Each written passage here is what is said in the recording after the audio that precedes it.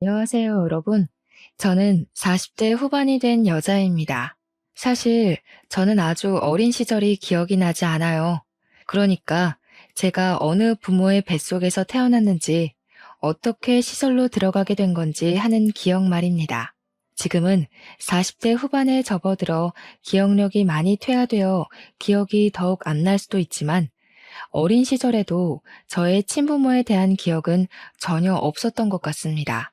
저는 고아원에서 자랐고 사람이 무섭고 두려운, 또 사람에게서 벗어나고 싶은 사람입니다. 제가 왜 이렇게 사람을 혐오하게 되었는지는 제 이야기가 끝이 나면 모두들 아시게 될 것이라 생각합니다. 저는 어릴 때 포대기에 쌓여 고아원 문 앞에 버려졌다고 했습니다. 제 기억은 아니고 저를 키워주신 고아원 원장님의 말씀이 그러했습니다. 출생신고조차 되어 있지 않은 핏덩이였다고 하셨습니다. 이름도 없고 생년월일만 짤막하게 적힌 종이와 함께 추운 날 버려진 저는 고아원 원장님께서 직접 출생신고를 해주신 몇 안 되는 아이 중 하나였습니다. 참 매정한 부모 아닙니까? 젖먹이 아이에게 초유는 먹여봤을지 도대체 어떤 사정이 있었기에 저를 그렇게 버리고 떠난 것인지 이해를 할 수 없었습니다. 고아원에서 자라는 동안 저는 사랑을 듬뿍 차지하는 아이도 아니었습니다. 항상 눈치를 보기 바빴고 주눅 들어 있었습니다. 우는 것밖에 할 수 없는 그 어린 아기 때도 이상하게 잘 울지 않았다고 고아원 원장님께서 말씀해 주셨습니다. 제가 성인이 된 이후에 부모의 흔적을 찾아보고 싶어서 고아원을 다시 방문했을 때에 해주신 이야기였습니다. 저는 부모의 흔적을 전혀 찾을 수 없었고 지금까지도 제 친부모가 누구인지 어디서 뭘 하며 살고 있는지도 알 수가 없었습니다. 평생을 고아원에서 살 줄 알았던 저에게 기회가 찾아오게 된 것은 제가 4살 생일을 치르고 며칠 뒤였습니다. 그날따라 유난히 제가 원하는 비싼 케이크에 꽃가루까지 선물을 받았던 터라 매일이 오늘만 같았으면 좋겠다 하는 생각을 한 날이었습니다. 원장 선생님께서는 돌봐야 하는 아이들이 많았기에 비싸고 맛있는 케이크보다는 늘 싸고 큰 케이크를 사주셨거든요. 그날은 이상하게 제가 늘 먹고 싶어 했던 초콜릿이 가득 올라간 케이크를 사주셨고, 다른 애들에 비해 가장 큰 조각을 저에게 주셨던 날이었습니다.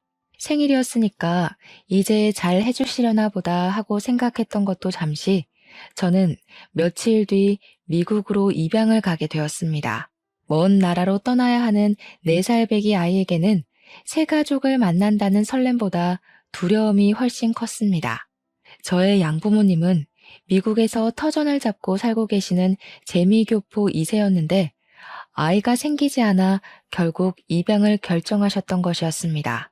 그래도 한민족 핏줄을 입양하고 싶다는 바람에 한국까지 와서 입양 절차를 밟고 저를 데려가셨던 것이었습니다. 저는 미국에서 천천히 적응을 하며 양부모님을 정말 제 부모처럼 생각하고 의지하면서 하루하루를 버텨나갔습니다.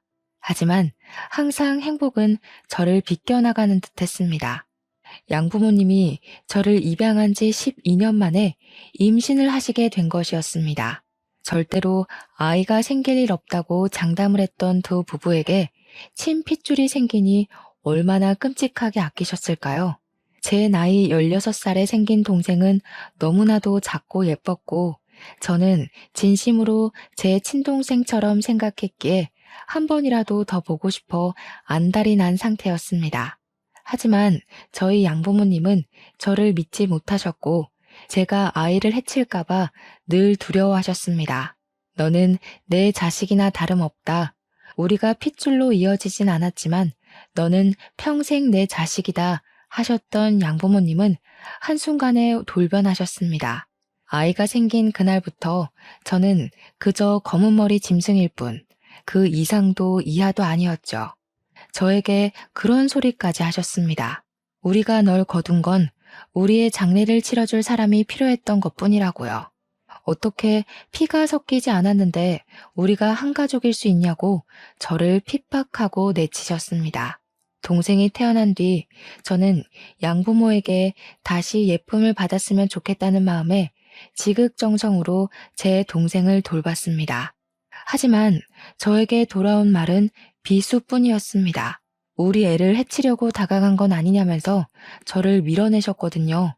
저는 이 모든 나날이 꿈같이 느껴졌고 한순간에 돌변해버린 부모님의 마음을 이해할 수가 없어 매일매일 너무나도 아팠습니다. 결국 제가 18살이 되던 해에 양부모는 저에게 아주 조금의 돈이 들어있는 통장을 던지면서 이야기를 하셨습니다. 도무지 불안해서 같이 살 수가 없을 것 같다면서 저에게 이제 한국으로 돌아가라고 파양을 결정하겠다는 이야기를 하셨습니다.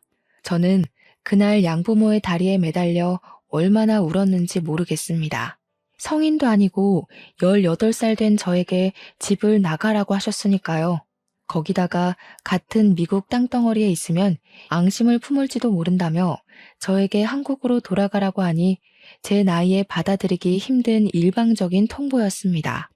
제가 한국말을 못하는 건 아니었지만 영어만큼 편하지도 않았고 14년이라는 시간 동안 한 번도 가본 적 없는 땅덩어리로 돌아가라고 하니 현실을 받아들이기 힘들었습니다. 저는 죽어도 가지 않겠다고 했지만 미성년자에게 무슨 힘이 있겠습니까? 제가 살던 동네에 이상한 헛소문이 퍼지기 시작했습니다. 제가 고작 2살 된 아기에게 해를 가하고 있다는 소문이었습니다. 그 소문은 돌고 돌아 학교에도 다 퍼지게 되었고 저는 얼굴을 들고 다닐 수가 없었습니다. 미국에서 아동에게 해를 가하는 일은 정말 큰일이었기에 저는 경찰 조사까지 받았습니다. 정말 입양한 아이가 질투가 나서 아이에게 해를 가한 줄 알고 신고를 한 이웃 덕분에 말입니다. 저는 그런 시선과 핍박, 압박을 견디지 못하는 지경까지 이르렀고 양부모의 바람대로 그 소액이 든 통장을 들고 한국이라는 땅덩어리를 밟았습니다. 미성년자의 힘으로 아무것도 할 수 없었던 저는 물어물어 고시원이라는 곳에 자리를 잡게 되었습니다. 저의 처지를 불쌍하게 여겨주신 고시원 주인 부부가 고시원 청소 일을 하면 방을 공짜로 내어주겠다고 하셔서 그 일을 하면서 더부살이를 했습니다. 고시원에서 먹을 수 있는 것은 김치와 쌀밥이 전부였지만 가릴 처지가 못 되었기에 저는 그 밥으로 연명을 했습니다. 고등학교를 가라는 고시원 주인 부부의 조언 덕에 혼자서 학교까지 찾아가 입학을 하겠다고 했고 저는 학교를 다니면서 틈틈이 아르바이트를 했습니다. 아무리 공짜 밥을 먹고 공짜로 잠을 잔다고 해도 저에게 기본적으로 들어가야 할 돈이 필요했기 때문이었습니다. 정말 안 해본 일을 꼽는 게 더 편할 정도로 모든 잡일이란 잡일은 다 해봤습니다. 악착같이 하루에 4시간을 자면서 버티고 일하고 공부하고 한 덕에 그럭저럭한 대학까지 붙긴 했는데 대학 등록금이 한 푼도 없었습니다. 내놓으라 하는 대학은 아니었지만 그래도 완전 똥통 학교는 아니었기에 대학을 다니며 공부를 하고 싶다는 열망은 있었습니다. 하지만 제 현실은 너무나도 시궁창이었고 하루아침에 모든 타격감이 저를 때리는 듯한 기분이 들어 자괴감이 들었습니다. 저는 결국 대학 등록금을 마련하지 못했고 학교 정문 근처 벤치에 앉아 엉엉 울고 말았습니다.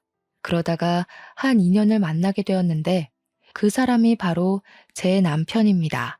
제가 엉엉 울고 있으니 고등학생 같은데 여기서 왜 울고 있냐고 먼저 말을 걸어왔고 저는 낯선 사람임에도 불구하고 제 속내를 전부 털어놓았습니다. 대학에 합격은 했고 다니고 싶고 하지만 등록금이 없어서 다닐 수가 없다고 말입니다. 제 사정을 딱하게 여긴 건지 남편은 어디론가 전화를 걸어서 장학금에 대해 이것저것 물어보더니 저에게 환하게 웃으면서 방법이 있는 것 같다고 했습니다. 알고 보니 남편이 전화를 하던 사람은 시부였고 시부는 장학재단에서 일을 하고 있었던 것이었습니다. 시부에게 저를 소개해 주었고 저는 덕분에 추천서를 받아 장학금을 받고 학교에 다닐 수 있게 되었습니다. 장학재단의 특성상 전액 장학금은 나오는 게 아니라 남은 금액을 재선에서 해결해야 했습니다. 위기를 기회로 라는 말처럼 저는 한 학기 휴학계를 내고는 나머지 등록금을 벌기 위해서 6개월 동안 미친 듯이 일을 하기 시작했습니다. 학교에서 학비의 반을 생활비로 지원받을 수 있다는 말에 6개월간 번 돈을 아끼고 아껴서 생활비를 쓰고 등록금을 모아 2학기부터 학교 생활을 시작했습니다. 어린 나이에도 본인의 앞가림을 잘한다고 시부는 저를 참 예쁘게 봐주셨고 남들에게 자랑도 아낌없이 하셨습니다. 우리 장학재단에 새로 후원을 받게 된 여학생이 파양당한 상처를 딛고 씩씩하게 잘 살고 있다면서 좋은 자리가 있으면 아낌없이 추천을 해달라고도 하셨습니다. 저의 대학 생활은 참으로 순탄했습니다. 학교가 좋은 편은 아니라서 과외 아르바이트를 하며 돈을 벌 수는 없었지만 학원에서 채점 선생님을 하며 생활비를 벌었습니다. 단시간 일을 하고도 꽤 쏠쏠한 돈을 만질 수 있었고 나중에는 학원에서 매달 실시하는 시험 문제를 출제하는 일을 도우며 꽤 괜찮은 돈을 벌었습니다. 거기다가 가끔 시부와 남편이 저를 위해 밥을 사주기도 했고 학교 생활에 필요한 물품을 조달해 주시기도 했습니다. 남편과 시부에게 받은 걸 생각하면 정말 하나하나 나열할 수가 없을 정도로 감사한 도움을 많이 받았습니다. 그와 더불어 남편에게 점점 마음이 쏠리는 저를 아무도 말릴 수가 없었습니다. 저는 몰래 남편을 짝사랑하게 되었습니다. 멀끔하고 잘생긴 선배가 제가 어디에서 뭘 하고 있던 챙겨주지 못해 안달난 사람처럼 구니까 당연히 제가 폭 빠져들 수밖에 없었습니다. 저는 그 누구에게도 그런 관심과 사랑을 받아본 적 없는 사람이었으니까요. 저는 점점 커지는 제 마음을 숨기지 못했고 결국에는 터져나갈 위기에 봉착하자 이 마음을 당당하게 고백하기로 결심을 했습니다. 저는 발렌타인데이 날 초콜릿을 주면서 고백을 하겠다고 마음을 먹고 서툰 솜씨로 재료를 사다가 제 사랑을 담은 수제 초콜릿을 완성했습니다. 남편에게 줄 것이 있다고 만나자고 했는데 앞불싸. 이미 초콜릿을 많이 받았는지 한알음 들고 나타났더라고요. 다들 고급스럽게 포장이 되어 있었는데 그 사이에 서툰 솜씨로 만든 제 초콜릿이 낀다고 생각하니 너무 부끄러웠습니다. 저는 결국 초콜릿을 주지 못하고 뒤로 숨기고 말았는데 제 표정을 보고 알아차린 것인지 저에게 남편이 웃으면서 이야기를 하더라고요. 자기한테는 왜 초콜릿 안 주냐고요. 제가 준비한 초콜릿이 제일 가지고 싶었다고 하면서 이야기를 하길래 용기를 내서 결국에는 고백을 하게 되었습니다. 저에게 먼저 고백하게 만들어서 미안하다며 앞으로는 그만큼 자기가 잘하겠다고 대답을 하는데 이게 무슨 소리인가 싶어서 눈만 껌뻑였습니다. 저에게 남편이 자기도 같은 마음이라면서 앞으로는 연인으로 잘 지내보자고 이야기를 하길래 그제야 이게 꿈이 아니구나 싶었죠. 저희는 그렇게 CC가 되었고 남들이 부러워할 만큼 닭살 돋은 연애를 시작했습니다. 남편이 군대를 다녀온 덕분에 저랑 같이 손잡고 졸업까지 함께 했습니다. 같이 학사모를 쓰고 사진을 찍는데 눈물이 다 나오더라고요. 우리의 대학 생활 정말로 고생했다고 앞으로도 잘 지내보자고 했습니다. 저랑 남편은 대학을 졸업한 이후 취업 준비도 서로 돕고 서로의 포트폴리오와 자기소개서를 검토해주며 사이좋게 지냈습니다. 그 결과 남편은 은행에 취직을 하고 저는 중소기업에 취직을 할 수 있게 되었습니다. 주말에 데이트를 하면서 여느 직장인과 다름없는 일주일을 보내고 둘이 만나 서로의 애정을 확인하고 충전하고 그렇게 지내고 있었습니다. 그러던 어느 날 남편과 데이트를 하고 있는데 어떤 여자가 남편의 이름을 부르는 게 아니겠습니까? 제가 놀래서 남편을 보고 누구냐고 물어보았습니다. 우리 남편이 대학 다닐 때도 인기가 꽤 좋았었기에 회사 동료들 중에서도 인기가 많은 편에 속할 거라 생각을 했었거든요. 아무래도 은행에는 여자 직원들도 꽤 많았기 때문에 은근히 저는 남편이 바람이라도 필까봐 티는 못 냈지만 전전긍긍하고 있었거든요. 친근하게 남편의 이름을 부르는 정도의 사이라는 거니까 저는 알게 모르게 질투심이 확 올라왔습니다. 남편은 난감해하면서 저에게 우리 누나야 하고 말을 하더라고요. 저는 황당해서 인사를 했고 누나분은 저에게 여자친구냐고 물어보더니 마침 잘 됐다면서 커피를 한잔 하자고 하시더라고요. 거절하기도 애매한 상황에 남자친구를 쳐다보니까 마침 시간도 남는데 커피나 한잔 하자고 하면서 카페에 들어가는데 조금 불편하더라고요. 그래도 뭐 어쩌겠나요? 거기서 제가 불편하다고 해봐야 서로 얼굴 붉히는 일만 일어날 것 같아서 알겠다고 하고 카페에 들어갔습니다. 커피가 나오지도 않았는데 저한테 이것저것 질문을 하는데 저도 밉보이고 싶은 마음은 없었기에 성심성의껏 대답을 해드렸습니다. 집은 어디에 있냐? 학교는 어디를 나왔냐? 회사는 어디를 다니고 있냐? 몇 살이냐? 둘이 얼마나 만났냐? 부모님은 뭐 하시냐? 진짜 저에게 물어보고 싶었던 것이 꽤 많았는지 쉴 새 없이 질문을 하시는데 저도 대답을 하다가 입이 다 마를 지경이더라고요. 하나하나 성의 있게 대답을 하다가 부모님이 안 계시다고 이야기를 하니 저를 안쓰럽게 바라보시면서 두 분 다 돌아가신 거야? 하고 물어보시더라고요. 아니에요. 저는 어릴 때 고아원에서 자랐고요. 미국으로 입양을 갔다가 피치 못할 사정으로 인해서 한국으로 돌아오게 되었어요. 그 뒤로는 지금까지 쭉 혼자 지내고 있고요. 피치 못할 사정이면 뭐, 파양? 아니, 입양까지 잘 가놓고 파양을 당할 정도면 무슨 짓을 하고 다녔길래? 소위 말하는 일진 그런 거였나? 미국 애들은 마약도 하고 뭐 상가 같은 것도 털고 그런다던데. 그런 짓 해서 파양당한 거야 설마? 저에게는 파양이라는 단어 자체도 조금 상처인 부분이었거든요. 그런데 아무렇지 않게 들쑤시는 저런 말이 너무나도 견디기 힘들었습니다. 제가 표정이 점점 굳고 어떤 대꾸를 해야 할지 몰라서 조용히 입을 다물었더니 신우가 혀를 끌끌 차더라고요. 진짜 마약이라도 한 거 아니냐면서 팔뚝 좀 보자 하는데 기분이 너무 나쁘더라고요. 남편을 쳐다보니 남편도 이건 아니다 싶었는지 지 누나를 막 말리더라고요. 그게 무슨 소리냐고 허튼 소리 하지 말라고요. 그 자리에서 제가 무슨 말을 더 할 수 있겠습니까? 조용히 커피만 마셨죠. 그러니 신우가 저에게 기분 나빴냐고 물어보시면서 또 자기 할 말만 하대요. 기분 나쁘게 듣지 말고 그냥 인성에 문제 있으면 우리 동생이랑 만나는 거 내가 못 만나게 해야 될 것 같아서 물어본 것 뿐이야. 누나, 그만 좀 해. 애 표정 굳은 거 안 보여? 왜 그래 진짜? 왜? 내가 못할 말한 것도 아니고 나도 사실은 입양하거든? 우리 동생이 태어나기 전에 입양을 오게 됐어. 이 집도 자기 친핏줄. 그것도 아들이 생겼는데도 나를 얼마나 예뻐했는지 몰라.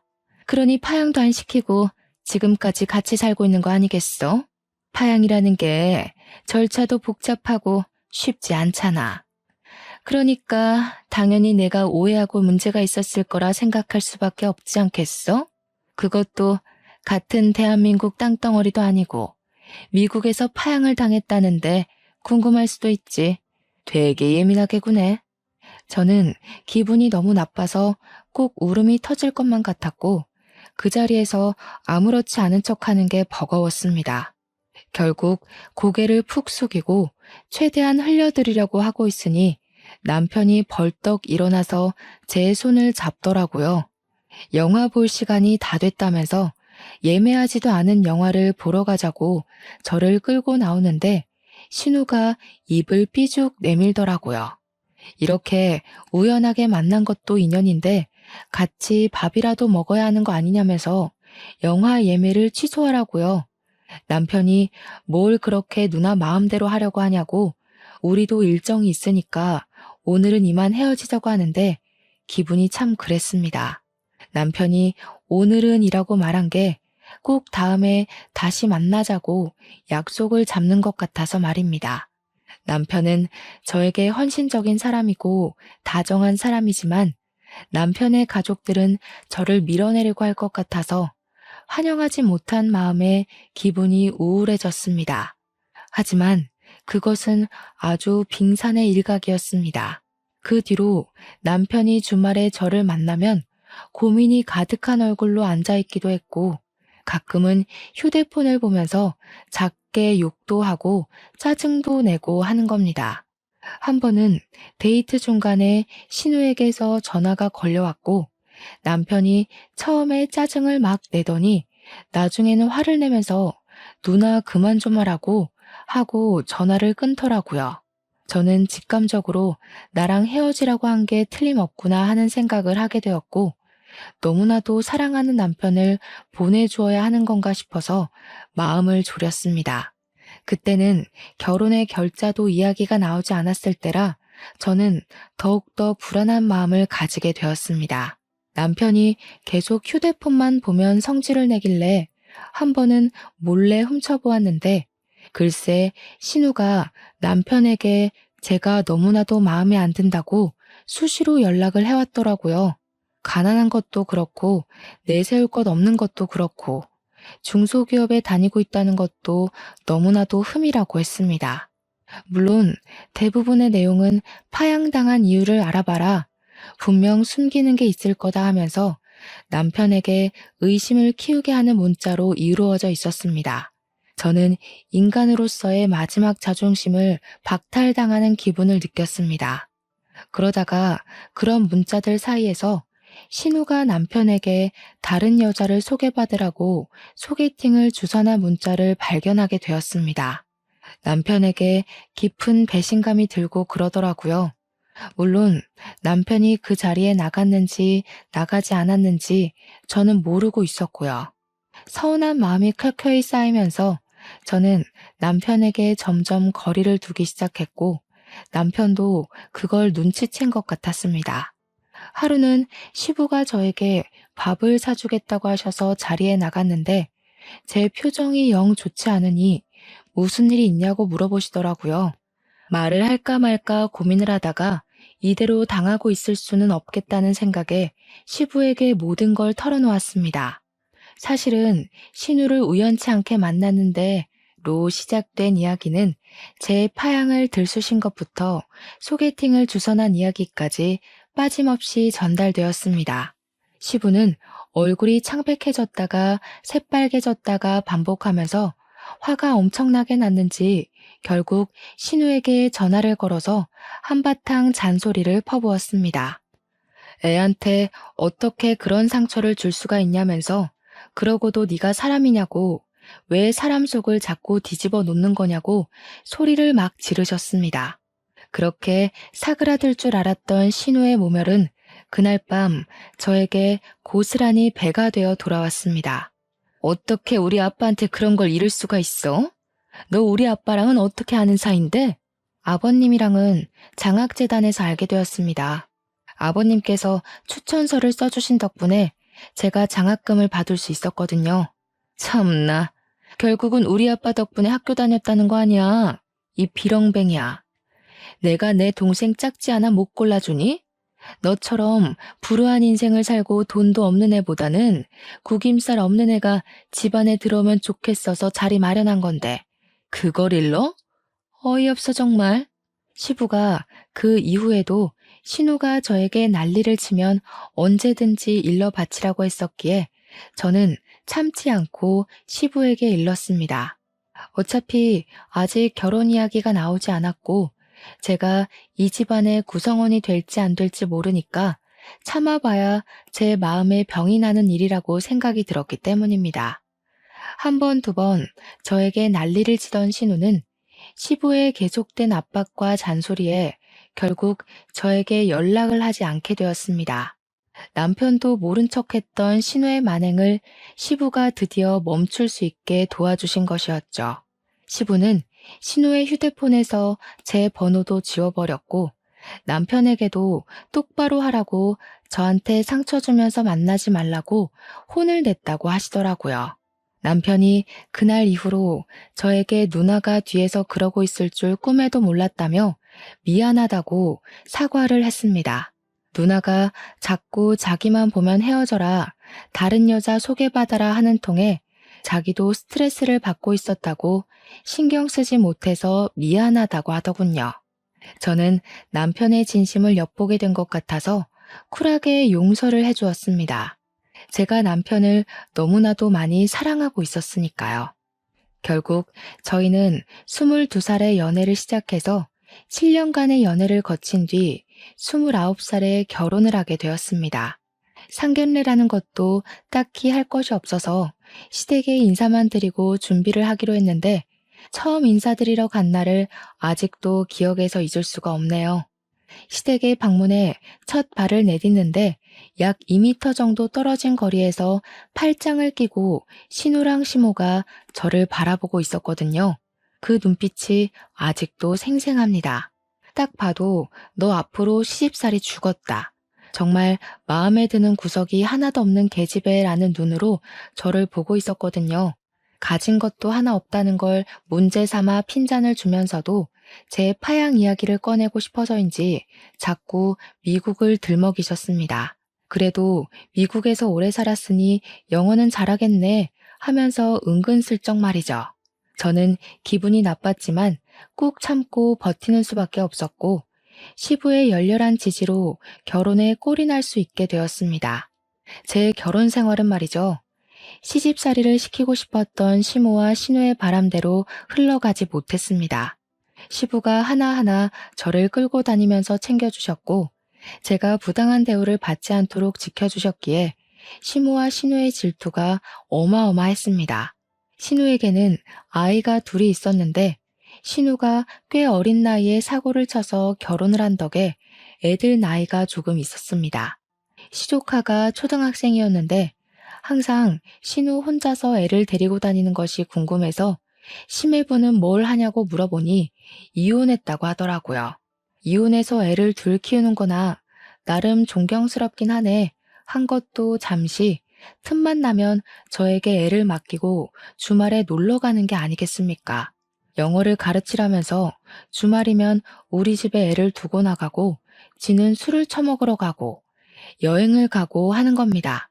남편도 처음에는 신우한테 너무한 거 아니냐고 우리 집이 무슨 보육원인 줄 아냐고 당장 애 데려가라고 난리를 쳤습니다. 하지만 이게 계속 반복이 되고 신우는 뻔뻔하게 나오고 나중에는 싸우기도 지친 건지 저한테 그냥 조카들 좀 보라고 하더라고요. 은행에서 승진 문제를 두고 골치가 아픈데 집에서까지 스트레스 받고 싶지 않다고 저한테 제가 굽히면 편할 일이라고 하더라고요. 연애 때랑은 너무나도 달라진 모습에 저는 숨이 턱턱 막히는 것 같은 기분이 들었습니다. 제가 신우에게 애를 더 이상 봐주지 못하겠다고 하니 신우가 오히려 저를 타박하면서 조카들의 영어 실력이 하나도 늘지 않았다고 미국에 살았다는 거 다 거짓말 아니냐고 하더라고요. 제가 얼마나 열이 받았는지 신우에게 미국 시민권증을 보여주면서 저 이중국적이고 미국 사람이라고 화도 냈습니다. 그러자 시모가 옆에서 얄밉게 우리 딸 힘드니까 애도 좀 봐주고 미리미리 육아하는 거 연습하는 셈 치면 좋지 않냐고 하더라고요. 애들이 이미 초등학생인데 이게 어떻게 육아 연습이 되겠습니까? 제가 애가 있는 것도 아니고 임신을 한 것도 아닌데 말이죠. 애들은 주말마다 찾아와서 날뛰고 다니지. 남편은 집에 있으면 머리 아프다고 자꾸 밖으로 나돌지.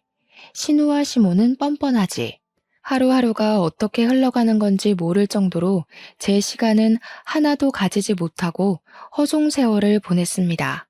그렇게 2년이 지난 어느 날, 저희가 이사를 가야 하는데 전세금이 살짝 모자라더라고요. 집 크기를 줄여야지만 전세금을 맞춰서 집을 구할 수 있었고 아이 계획을 미루자고 하니 남편은 그게 무슨 소리냐며 저에게 화를 냈습니다.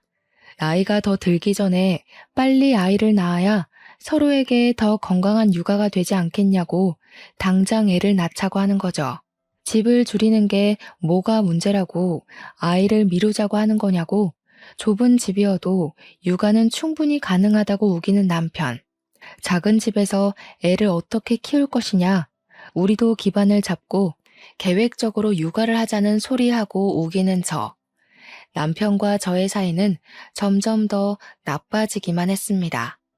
이 이야기를 전해들은 시모는 저에게 대를 끊으려고 하는 거냐고 당장 애부터 가지고 요즘은 원룸에서도 애를 다 키우고도 남는다고 하는 겁니다. 상식적으로 원룸에서 어떻게 애를 키웁니까? 제가 기가 막혀서 아무것도 못하고 있는데 시부가 저에게 연락을 하셨더라고요. 제가 집 때문에 고민을 한다는 걸 전해 들으셨는지 한참을 이것저것 물어보시다가 저에게 집을 짓자고 하시는 게 아니겠습니까? 갑자기 집을 짓자고 하셔서 이게 무슨 소리인가 하니 시부가 예전에 사둔 변두리 땅이 있는데 요즘 거기가 개발되어서 학교도 들어오고 편의시설도 다 생겼다고 하더라고요. 서울이랑 멀지 않은 경기권이고 버스랑 지하철도 다 있으니까 출퇴근하는 데에도 아무 문제가 없을 거라며 이야기를 하셨습니다. 그 터가 주택 부지로도 충분히 쓸 수 있는 공간이니까 한 3층짜리 집을 지어서 저희 가족과 시부모님이 분리형으로 세대를 꾸려서 지내는 게 어떠냐고 하시더라고요. 예를 들면 1층은 아이가 생길 저희가 쓰고 2층은 시부모님이 쓰고 그런 식으로 나누자고 하시더라고요. 아이가 생기면 본인들이 아이를 봐주기도 쉽고 이제 시부도 은퇴를 하실 거라면서 시간이 많이 생기니 좋을 것 같다고 하시는 겁니다. 같이 집 지어 살면 단점도 있겠지만 장점도 충분히 있을 거라며 저에게 차근차근 해주시는데 남편은 냅다 좋다고 하더라고요. 하지만 저는 시부의 말이 달콤하기도 전에 독 같기도 했습니다. 시모의 시집살이가 걱정이 되었기 때문이었습니다. 제 고민을 눈치채신 시부가 걱정하지 말라고 시모의 시집살이는 든든하게 자기가 막아주겠다고 호언장담을 하셨습니다. 제가 지금 당장 가릴 처지가 아니었기 때문에 저는 결국 고개를 끄덕였고 그렇게 집을 짓기 시작했습니다. 일단 시부모님의 노후자금으로 쓸 돈을 전부 쏟아부어 건물을 올리고 저희 전세금을 나중에 드리기로 결정했습니다. 집은 8개월 만에 지어졌고 저와 남편은 그동안 단기 전세를 살다가 이사를 했는데 상상도 못할 일이 벌어졌습니다. 바로 3층짜리 집 중 2층은 전세를 주기로 했었는데 2층에 신우가 쏙하니 이사를 들어와 알박기를 시전한 것이었습니다. 시모는 미리 알고 있었던 건지 별말을 하지 않았지만 저와 시부는 너무나도 어이가 없어서 신우를 멍하니 바라만 보았습니다. 당당하게 신우는 어차피 너네도 애 낳으면 뛰어다닐 게 뻔하니까 1층에 살아야 하지 않겠냐고 배려를 한 거라며 발망치를 든 신우는 2층에 자리를 잡았습니다. 층간 소음이 어찌나 심한지 집을 꼼꼼하게 지었지만 뛰어다니는 초등학생 조카들의 소음은 그 벽을 뚫고 전해지더라고요. 시부모는 3층, 신우네는 2층, 저희는 1층에 자리를 잡고 어영부영 한가족 살림을 하기 시작했습니다. 저는 집을 이사하고 나서 계획했던 대로 임신을 하게 되었고 특히나 시부가 좋아하셔서 무척이나 마음이 좋았습니다. 같이 살다 보니 저희는 전세금 모았던 걸 전부 시부모님한테 드렸으니까 신우는 얼마를 내고 들어온 건지 궁금해지더라고요. 은근슬쩍 신우한테 얼마 내고 들어왔냐고 물어봤더니 자기는 집 짓는데 한 푼도 내지 않았다고 당당하게 이야기를 하더라고요. 저한테 우리 엄마 아빠 집인데 뭐 어떠냐고 하길래 저희는 집은 있다고 이야기를 하니 지금 돈 가지고 유세 떠냐고 어이없다고 하더라고요. 당연히 어이가 없죠. 시부모님이 나중에 돌아가시고 나면 이 집을 어떻게 처분할 건지도 생각을 해봐야 했으니까요. 가끔 시부모 집에서 밥을 먹을 때마다 그걸 가지고 신우가 꼬투리를 잡더라고요. 너네는 이 집 지을 때 돈 냈다고 지분 있다고 올케가 그러더라. 우리 엄마 아빠 죽으면 나 쫓겨나겠네. 서러워서 어쩌나? 일부러 저를 곤란하게 만들으려고 그런 소리를 하는 것이었습니다. 그럴 때마다 시모는 저한테 왜 속 시끄럽게 돈동거리냐고 우리가 빨리 죽었으면 좋겠기에 하는 말이냐고 핀잔을 주었습니다. 남편은 저에게 욕심 부리지 말고 여기서 평생 살 거니까 그냥 좋은 게 좋은 거다 하고 고개 숙이고 살라고 했습니다. 하지만 시부만큼은 그런 사람들 사이에서 제 편이 되어 주셨습니다. 우리 며느리가 맞는 말 했지 뭐. 너는 나중에 우리 죽고 나면 쫓겨나도 할 말 없어. 돈 한 푼도 안 냈잖아. 아니 아빠, 어떻게 딸한테 그런 소리를 할 수가 있어? 지금 나 입양하라고 구박 주는 거야? 어머 얘가 우리가 언제 너 입양하라고 차별을 했니? 뭘 했니? 못하는 말이 없어 아주. 그리고 며느라가 너도 그렇다 참. 왜 그런 소리를 해서 애 속을 뒤집어 놓니? 그러니 우리 딸이 입양하니 뭐니 저런 소리를 하지. 저런 생각 자체를 하지 않게 가족 간에 분란 만들지 말고 네 자리나 잘 지키렴. 저는 그 자리에서 남편이 제 편을 들어줄 거라 생각했지만 남편도 시모의 말에 동의를 하면서 가족 간의 분란을 만들지 말라고 한 소리를 하더라고요. 저는 다른 것보다 남편이 제 편을 들어주지 않는 것이 서운해서 눈물을 뚝뚝 흘리면서 집으로 내려와 버렸습니다. 그러던 어느 날 신우가 저한테 조카들에게 영어를 좀 알려주었으면 좋겠다고 이야기를 하더라고요. 돈 한 푼도 주지 않고 부려먹을 게 뻔해 보였기 때문에 저는 정중하게 거절의 의사를 비췄습니다. 제가 회사 일이 바쁘기도 했고 중소기업 특성상 선주문이 들어오는 시기가 되면 퇴근이 늦어질 정도로 엄청나게 바빴거든요.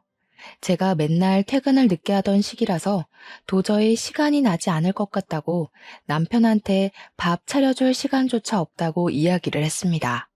물론 조카를 맡고 싶지 않았던 마음이 컸지만 시간이 없는 건 사실이었습니다. 그러자 신우가 하는 말이 저녁 시간에 8시든 9시든 1시간만 애들한테 과외를 해주면 매일 저녁밥을 본인이 차려서 가져다 주겠다고 이야기를 하는 겁니다. 밥을 차릴 시간에 애들을 봐주고 신우가 밥을 차려주겠다고 하니까 저한테는 그다지 나쁘지 않은 거래로 보이더라고요. 그래서 일주일 내내 해주는 건 좀 어렵고 일주일에 3번씩 해주겠다고 했고 신우가 웃으면서 당장 오늘부터 저녁을 해주겠다고 하더군요. 조카들 영어 과외를 1시간 정도 해주고 신우가 저희 집으로 각자 먹을 밥을 트레이에 담아서 가져다 주는 생활을 하게 되었습니다. 신우가 그렇게 착한 사람이 아님을 분명 알고 있는데도 밥도 개개인 그릇에 딱딱 식당처럼 내주고 설거지도 본인이 하겠다면서 그릇을 들고 가더라고요. 솔직히 저는 너무나도 편했고 남편도 신우가 해주는 밥이라서 그런지 반찬 투정 한 번 없이 밥을 잘 먹더라고요. 그런데 그런 생활이 지속된 지 한 3주쯤 흘렀을까요? 어느 날 갑자기 밥맛이 조금 이상하게 느껴지는 게 아니겠습니까? 제가 임신 중이었기 때문에 입덧이 뒤늦게 시작이 된 건가 싶어서 몇 술깔 먹지 않고 자리를 정리하고 일어났습니다. 그러니 남편이 저한테 왜 그러냐고, 왜 이렇게 못 먹냐고 물어봐서 그냥 임신해서 그런 건지 속이 영 좋지 않고 입맛이 없어서 그런다고 이야기를 했습니다. 신우한테는 고생해서 차려준 밥이니 밥맛이 이상하다는 소리는 딱히 하지 않았습니다. 그런데 그 뒤로도 계속 밥에서 이상한 냄새가 나서 도저히 먹을 수가 없는 게 아니겠습니까? 제가 계속해서 밥을 먹지 않고 버리니 남편이 왜 그러냐고 하더라고요. 지금 우리 누나가 정성스럽게 차려준 밥인데 안 먹고 버리는 거야? 아니, 당신 밥은 괜찮아? 이상하게 밥에서 냄새가 나고 역해서 먹질 못하겠어. 그러니 남편이 저에게 그래? 하면서 자기 밥이랑 바꿔 먹자고 하더라고요. 그래서 남편 밥을 먹어보니까 이상한 냄새도 안 나고 맛도 멀쩡한 게 아니겠습니까?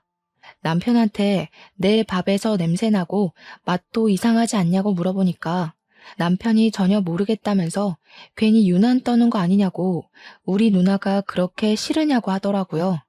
저한테 너 그거 병이야. 시자 들어가면 다 싫어하는 이상한 병. 이러면서 호통을 치는데 임산부한테 그게 할 말인지 서럽더군요. 제가 진짜 이상한 맛이 나서 그런다고 제 말 좀 믿어달라고 했더니 앞으로는 밥을 바꿔 먹자고 그러더라고요. 자기는 맛만 좋고 똑같다면서요. 그런데 문제는 여기서부터 시작이 되었습니다. 남편이 출근을 하는데 자꾸 눈이 침침하다고 하는 겁니다. 안과를 가보라고 하니까 노안인가? 하면서 대수롭지 않게 생각을 하더라고요. 아직 30대 중반인데 벌써 노안이 오겠냐고 대충 넘겼는데 그날 오후에 시부가 친구를 만나러 밖에 나갔다가 사고를 당했다는 연락을 받게 되었습니다. 병원에 놀라서 찾아가니 시부가 온몸에 붕대를 감고 있는데 의사 말로는 정말 기적적으로 살아난 거라고 하더라고요. 교통사고였는데 시부가 앞에 차를 보지 못하고 그냥 들이받은 것 같다고 하면서 과실도 100% 시부의 잘못이라는 겁니다. 무려 중앙선을 넘어서 마주오던 차량과 정면으로 부딪힌 것이었습니다. 시모는 엉엉 울고 있고 시부는 의식이 돌아와서 드문드문 말을 하셨는데 자꾸 눈이 잘 안 보인다고 침침하다고 하시더라고요. 남편도 눈이 침침하다고 했었다는 게 떠오르면서 괜히 이상한 기분이 들었습니다. 뭔가 놓치고 있는 기분이 들었거든요. 시무랑 신우가 저에게 잠시 병실을 좀 지키고 있으라고 하길래 제가 오늘 돌볼 테니 집에 가서 쉬시라고 말을 전했습니다. 제가 병실을 지키고 있는 사이 남편이 퇴근해서 오더니 본인도 진료 예약을 좀 잡는 게 좋겠다고 하면서 저에게 그냥 집으로 가라고 하더라고요. 임산부가 병실을 지켜봐야 뭘 하겠냐고. 다음 날이 때마침 주말이니 본인이 지키고 있겠다고 하더라고요. 그래서 고맙다고 이야기를 하고 저는 집으로 돌아왔는데 아무래도 시모한테 이야기를 해두는 게 좋겠다 싶어서 3층으로 올라갔습니다. 그런데 신우랑 시모가 이야기를 나누고 있는 소리가 들리더라고요. 아니, 왜 며느리 눈은 괜찮고 우리 아들 눈이 침침하다 그러냐? 둘 밥이 바뀐 거 아니야? 아니, 그럴 리가 없는데. 내가 옳게 거라고 콕 집어서 알려준단 말이야. 우리 아들이 대신 먹고 있는 거 아니겠지? 아이고, 메탄올인가 뭔가 하는 거, 그거 이제 그만 넣어라. 불안하다. 아니, 언제는 엄마도 좋은 생각인 것 같다고 했잖아. 아빠처럼 옳게도 사고 나면 딱인데. 임신까지 했으니 보험금도 2배 아니야. 너희 아버지도 한 방에 갔어야 했는데 저렇게 살아서 어쩌냐. 치료비는 어쩌고. 거기다가 중앙선을 넘어가지고 보험금도 사망보험금만 나올 것 같은데 죽어주지 좀.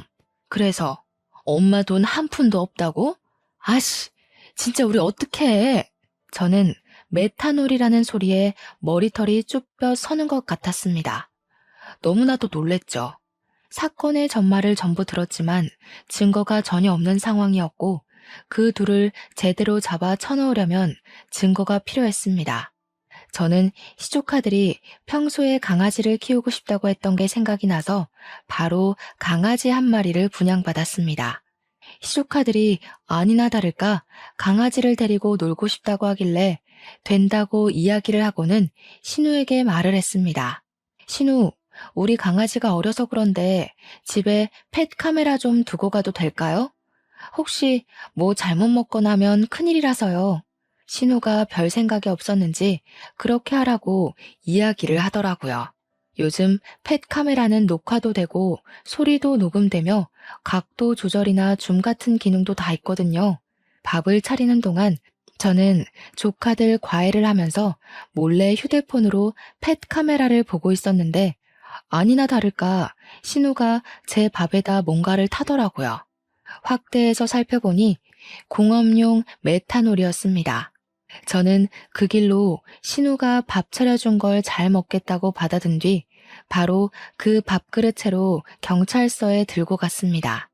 우리 신우가 절 죽이려고 했다고 검사를 좀 해달라고 하니 경찰이 처음에는 웬 정신 나간 여자인가 하고 저를 보더라고요. 제가 이게 증거라며 녹화된 팩카메라 영상을 보여주니 그제야 놀라면서 수사를 시작했습니다. 우리 시부도 남편도 이 밥을 먹은 뒤 눈이 침침하다고 했다고, 시부는 사고까지 당했다고 전했습니다. 우리 남편이랑 시부가 선천적으로 비염이 심한 타입이라 코가 막혀서 냄새를 느끼지 못해서, 그래서 이상한 걸 모르고 밥을 그동안 꾸준히 먹고 있었던 겁니다.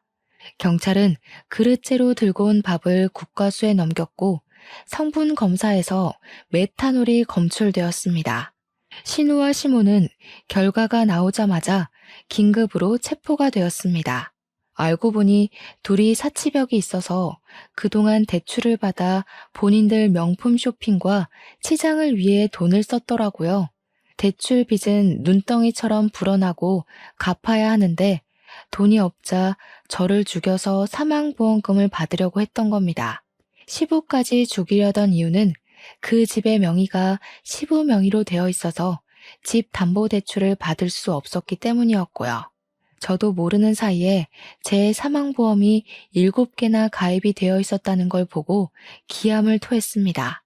둘 다 저에게 엉엉 울면서 빌었지만 저는 당연히 선처를 해주지 않겠다고 했습니다.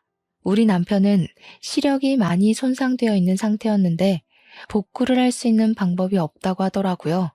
신경의 문제라서요.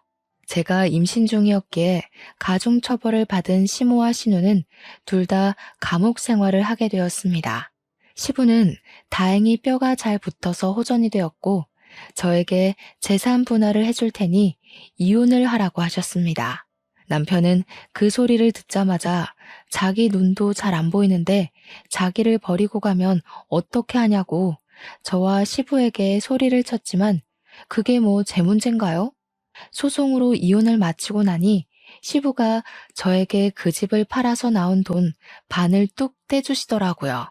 그런 인간들이랑 같이 살고 싶은 마음이 없다면서 시부는 감옥에 있는 시모와 이혼 소송을 통해 이혼을 하셨고요.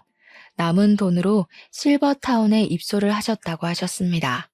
남편에게도 조금은 떼어주신 것 같은데 그 이후로 어디서 뭐라고 사는지 소식은 전혀 못 듣고 있고요.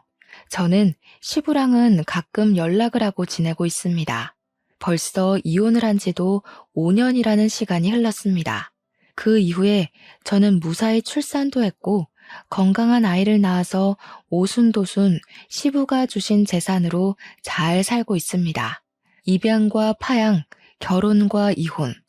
제게 남은 가족은 제 울타리 안에서 항상 웃음이 가득한 우리 딸밖에 없다고 생각하며 앞으로의 인생을 살아보려고 합니다. 세상의 시궁창을 모두 맛본 뒤 얻은 한떨기 꽃 같은 우리 딸과 저의 남은 인생을 모두 응원해 주시기 바랍니다. 긴 이야기 들어주신 여러분, 정말로 감사합니다.